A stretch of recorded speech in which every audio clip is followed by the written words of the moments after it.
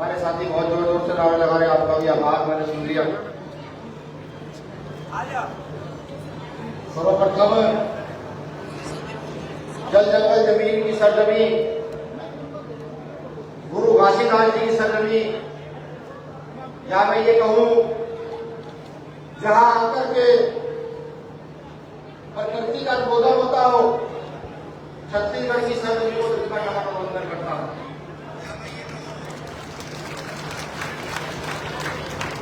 एक संदेश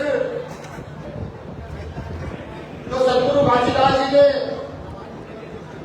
छत्तीसगढ़ में दिया, और वो संदेश छत्तीसगढ़ के साथ साथ पूरे भारत में पहुंचा, भारत के साथ साथ विश्व में पहुंचा। मनखे मनखे बरोबर का संदेश। आज उस संदेश की बदौलत हम तमाम लोग यहां बैठे हैं।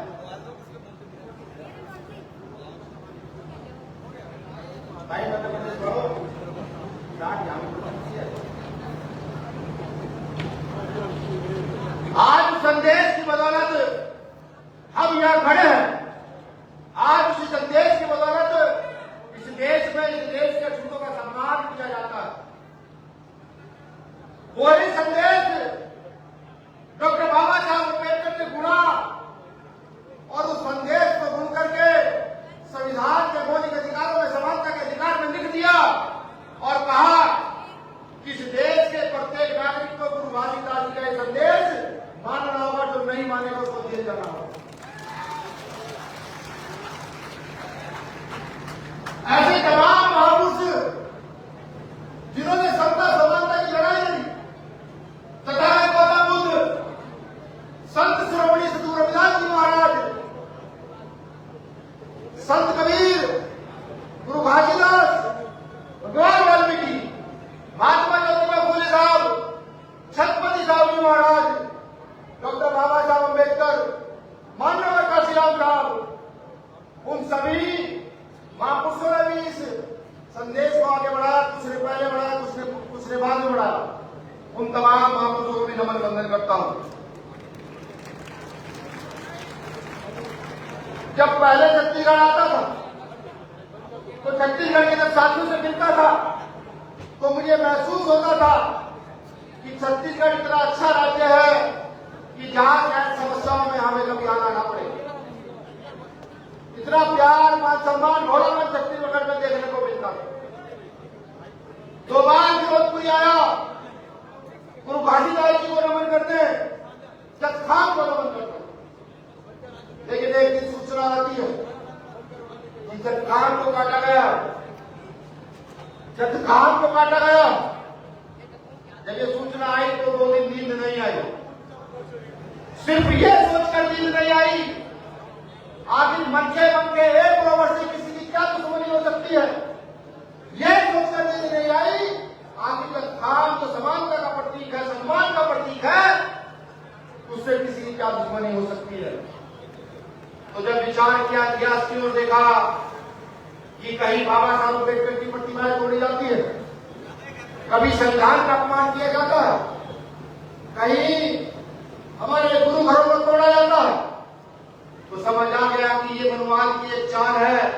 इन्होंने एक परंपरा स्थापित कर दी है कि हमारे सम्मान के प्रतीक हमारी धार्मिक आस्था को ये तो चोट बजाए, और फिर हम सड़कों पर निकलकर आंदोलन करने के लिए बाध्य हो। अफसोस तब हुआ जब छत्तीसगढ़ के सतनामी समाज के सदस्य ओबीसी के लोग खड़े हुए और ये कहा सरकार को कि ये छत्तीसगढ़ के अपमान की बात है, इस अपमान की सही जांच होनी चाहिए, सीबीआई जांच होनी चाहिए। और बड़ौदा बाजार के अंदर कई हजार की संख्या में समाज इकट्ठा होगा। बड़ा सवाल ये उठता है कि जो सामाजिक संगठन के लोग, क्योंकि मैं भीम आर्मी एक अदना सा कार्यकर्ता हूं, तो भीम आर्मी के कार्यकर्ता को मैं कहता हूं, या और तमाम सामाजिक संगठन के जो कार्यकर्ता है, जब कहीं कुछ गलत हो जाता है, कहीं अधिकारों का हनन होता है, तो वो लोग संवैधानिक दायरे में जाकर पूरे प्रदेश में आंदोलन करते हैं, देश में आंदोलन करते हैं। वो कभी दंगे का समर्थन नहीं करते। लेकिन बड़ौदा बाजार में समाज को बदनाम करने के लिए, खान का जो अपमान हुआ, जो अपमान को छुपाने के लिए एक बड़ा षड्यंत्र आयोजित किया गया और वहां पर दंगा कराने का काम किया। जो दंगाई थे वो तो भाग गए, जो गांव में रहने वाले निर्दोष लोग थे प्रशासन ने उनको पकड़ना शुरू किया। जब जानकारी आई तो यहाँ उड़ीसा की टीम के हमारे अध्यक्ष बैठे, मैंने इनको भेजा, इनसे नजदीक पड़ता है। उस समय बड़ौदा बाजार के एसपी से मिले, उन्होंने कहा नहीं भैया, जो वीडियो फोटो में डंडा चलाता दिखेगा, पत्थर चलाता दिखेगा, आग लगाता दिखेगा, उसको जेल भेजा जाएगा, किसी निर्दोष को जेल नहीं भेजा जाएगा। लेकिन मुझे क्या पता था ये सरकार के दबाव में प्रशासन षड्यंत्र बड़ा करेगा।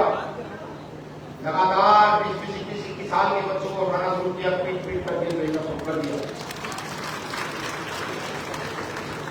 मैंने फोन किया साथियों को, हमारे भीम आर्मी के साथियों को चुन चुन कर उठाया गया। यहाँ संग्रामी सेना के भी लोग और क्रांति सेना के लोग हैं, उनके सामाजिक कार्यकर्ताओं को चुन चुन कर प्रशासन के लोगों ने उठा। मुझे ये समझ आ गया कि जो लोग यहाँ सरकार के खिलाफ आंदोलन करते हैं, अपने हक अधिकार बचाने की बात करते हैं, सिर्फ उनको उठाकर जेल में भेजा गया। साथियों की बात भी साथी कर रहे भैया, बहुत डर का माहौल है। वीडियो देखिए हमारी बहनों को घसीट घसीट कर पीटा जा रहा, वीडियो देखिए भाइयों को पूरी तरीके से लाठीचार्ज किया जा रहा है। तो भाई चंद्रशेखर जी ने देखा और कहा कि सबसे पहले छत्तीसगढ़ जाने का प्रोग्राम बनाइए, छत्तीसगढ़ सबसे पहले जाना। और पिछली शायद 24 तारीख को यहाँ चंद्रशेखर भाई आए, प्रशासन को ललकार के गए, सरकार को ललकार के गए कि अगर मेरे लोगों के साथ गलत होगा तो मैं तुम नहीं लड़ूंगा। लेकिन सरकार ताकतवर होती, सरकार जो चाहे वो कर सकती है, सरकार चाहे दंगा करा दे और सरकार चाहे शांति कायम कर दे। ये बात मैं इसलिए बता रहा हूं चौक के लोगों कि आने वाले समय को समझो, आने वाले समय को समझना होगा। और अगर आज भी हम इस अपमान में होने के बावजूद भी न सुधरे तो हमसे बड़ा मूर्ख कोई हो नहीं सकता। जो बराबरी के संदेश देते हैं उनका अपमान किया जाता है और हम ये भी नहीं सोचते कि इस लोकतंत्र में सबसे बड़ी ताकत भी हो। चंद्रशेखर भैया आए, सरकार को ललकार के गए, चले गए, फिर साथियों ने फोन करके काम चलेगा नहीं, डर का माहौल इतना है कि गांव से कोई व्यक्ति निकलने के लिए तैयार नहीं है। तो फिर यहाँ सामाजिक न्याय यात्रा का आगाज हुआ। यहाँ राजस्थान मध्य प्रदेश की टीमें आई और यहाँ के तमाम साथियों के साथ काम गई और समझाया कि इस देश में किसी के बाप का राज नहीं चलता, इस देश में हमारे पुरखों के द्वारा चली गई व्यवस्था का राज है, इस देश में संविधान का राज है, इस देश में समानता का राज है। 16 तारीख को जब मैं दिल्ली से चला तो मैं ये सोच कर चला था, कुछ साथी कह रहे थे बहुत डर का माहौल है, मैंने कहा नहीं अकेला चलना, कुछ भागीदारी का डंडा लेकर। और बताऊंगा सरकार को कि यहाँ डराने वालों की संख्या कम, डरने वालों की संख्या कम है, डरने वालों की संख्या कम होगा, डराने वालों की संख्या कम है, डरने वालों की संख्या कम नहीं है। तो मैं चला, जब मैं गिरोह भी आया तो मैंने देखा 1000 लोग खड़े हैं पीछे और ये कह रहे हैं कि नहीं, सम्मान से कोई समझौता नहीं किया जाएगा, सीबीआई जांच की मांग है, अड़ी तरीके से मांग की जाए। गिरोह से सारंगगढ़ गया, सारंगगढ़ से रायगढ़ गया, रायगढ़ से शक्ति गया और शक्ति के बाद मेरे साथी तमाम छत्तीसगढ़ में घूमकर आए इस यात्रा को लेकर, सिर्फ सामाजिक न्याय मांगने के लिए न्याय चाहिए। एक नारा भी बनाया गया कि सतनाम की रक्षा कर न सके जो वो सरकार की कंपनी, सतनाम की रक्षा कर न सके जो सरकार की कंपनी है, जो सरकार की कंपनी है, सरकार की रक्षा कर न सकी जो सरकार की कंपनी है, जो सरकार की कंपनी है, वो सरकार की कंपनी है। ये नारा भी जोर जोर से लगाया गया और कहा गया कि न्याय दो। साथ में चुनौती दी गई और कहा गया कि न्याय तो तुमको देना होगा। लेकिन अब जब ये महसूस हो चला है कि न्याय सिर्फ मांगने से नहीं मिल सकता, न्याय सिर्फ मंच पर कहने से नहीं मिल सकता, न्याय गांव में बैठकर कहने से नहीं मिल सकता, अगर न्याय चाहते हो तो जाओ गाँव जाकर प्रचार करो। ये आज सामाजिक न्याय यात्रा के पहले चरण का समापन है। बहुत जल्द इस प्रदेश के अंदर सामाजिक न्याय यात्रा का दूसरा चरण शुरू किया जाएगा। जब तक न्याय न मिल जाए, जब तक न्याय न मिल जाए, आधे पेट रोटी खा करके, आधी रोटी बचा करके अपनी यात्रा में उस रोटी को लगाने का काम करो। सरकार को बताओ कि हम उसके आदि नहीं। मुझे बहुत सारे साथियों ने कहा कि नेताओं के पास चलते हैं। मैंने उनको समझाया कि हम नेता से नहीं, नेता हमसे है। हम नेता बनाकर भेजते हैं और वो नेता जो हमारी आवाज नहीं उठा सकते तो उनको नस्ते नाबूद भी हम ही रोक। तमाम साथियों को चलना होगा, माताओं बहनों को चलना होगा, सरकार प्रशासन को बताना होगा कि हम न्याय लेकर जाएंगे। मैंने ये भी कहा प्रशासन और मीडिया के लोगों को कि अगर प्रशासन ने अपनी गलती में सुधार न किया तो हम अपनी गाय भैंस लेकर, हम अपनी बकरी लेकर, हम अपने बीवी बच्चे लेकर के इस रायपुर की सरजमी को घेरने का काम करेंगे, रायपुर में आकर के बैठने का काम करेंगे। और ये किया जाएगा बेशर्ते कि आप पूरी मजबूती से तैयारी करो। मैं भाई से आजाद जिला में ध्यान केंद्रित करूंगा कि जिस दिन मैं यहाँ यात्रा करने आया, प्रशासन को जानकारी दी गई, सरकार को जानकारी दी गई, लेकिन फिर भी पुलिस प्रशासन ने एक चौक पर गाड़ी रोक करके पूछा तुम्हारा नाम क्या है, गाड़ी का नंबर बताओ, ड्राइवर गाड़ी किसकी। मैंने कहा प्रशासन के लोगों को, हमने लोगों को चिट्ठी लिख के भिजवाओ या कहीं हमारा दूसरा विभाग करवाओ कि नहीं हमारे पास आदेश। हमने कहा जाकर कहो प्रशासन के लोगों से कि पूरी जानकारी पत्र के माध्यम से, लेटर के माध्यम से आपको पहुंचाई गई। आज भी ऐसा ही हुआ। आज भी जगह जगह रोक करके एक एक बच्चे का नाम लिखा गया। हर जिले में हमारी बसों को रोक करके एक एक बहन का नाम लिखा, ड्राइवर से पूछा गाड़ी किसकी है। ये सब आज भी प्रशासन ने किया। मैं ध्यान आपका केंद्रित इसलिए कर रहा हूं कि लग रहा है कि छत्तीसगढ़ प्रशासन सरकार के सारे पर ज्यादा खुश हो गया। उसको सुधारना भी जरूरी है, उससे न्याय निर्माण करना भी जरूरी है।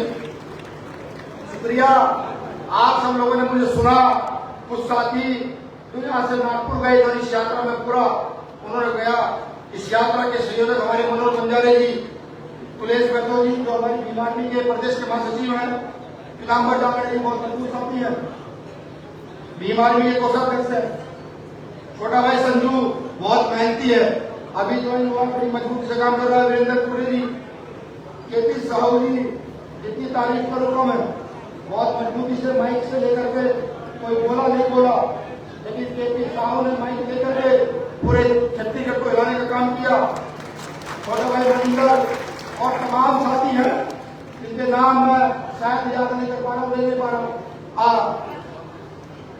आप सभी का शुक्रिया।